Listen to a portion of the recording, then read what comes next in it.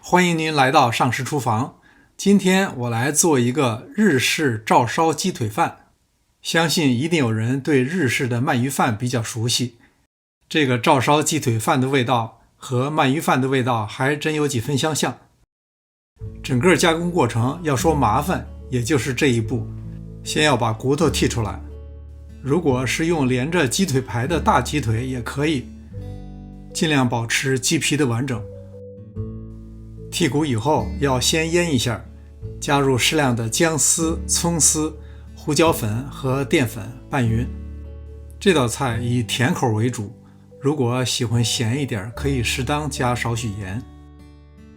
拌匀以后腌20分钟。接下来我们准备一碗照烧汁儿，1杯清酒，1/3杯味淋。这两种调料在日式料理中都特别常见。1.5汤匙酱油，用日式浓口酱油最好，颜色会比较深。如果没有，加1汤匙老抽，效果也差不多。1.5汤匙枫糖，如果用蜂蜜或者是麦芽糖也可以。最后再加适量的香油。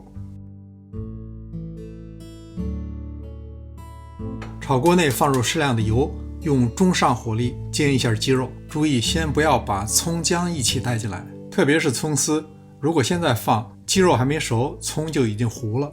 先煎鸡皮的一面，注意要把鸡皮擀平。刚放进去的时候不要动，如果急于翻动可能会脱芡。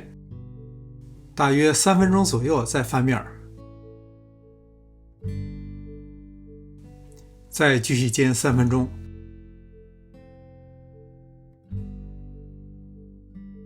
如果颜色还没有达到自己的要求，可以翻面再煎一会儿。当鸡肉的颜色基本满意，就可以把刚才剩下的葱姜一起放进来。把葱姜炒出香味以后，就可以把我们刚才调好的照烧汁倒进来。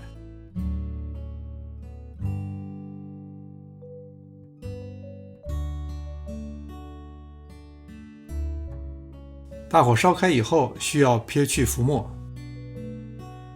这时候火力不要太猛，中间适当翻动。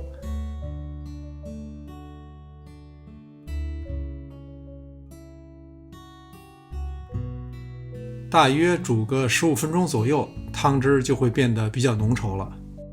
见好就收，千万不要把汤煮干，因为一会儿还要拿它来浇饭呢。